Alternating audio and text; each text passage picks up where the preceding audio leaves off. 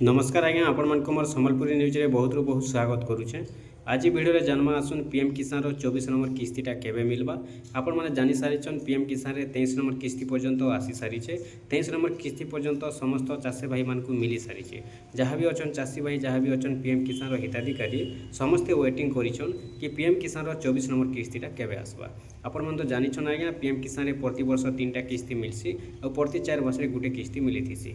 आपण माने 23 नंबर किस्तीटा पाई सारिछन और एबे जेनटा कि 24 नंबर किस्ती के आपण माने वेटिंग निहाती भाबे करिथिबे। तो 23 नंबर किस्तीटा आपण मानकु मिलिछे 20 तारिख जून मास रे।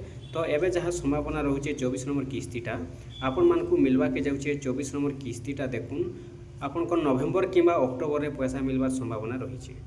नवेम्बर नहीं तो अक्टोबर ये दुईटा मास भितर ही जेनटा कि पीएम किसान 24 नंबर किस्तीटा आसवा के जाउछे जहाँ संभावना रही है। तो जेते बेले सरकारी डेटा रिलीज हेबा सेते बेले कन्फर्म भाव जना पड़वा सेते बेले आमे आपण मानकु कन्फर्म भाव कहि पारमु।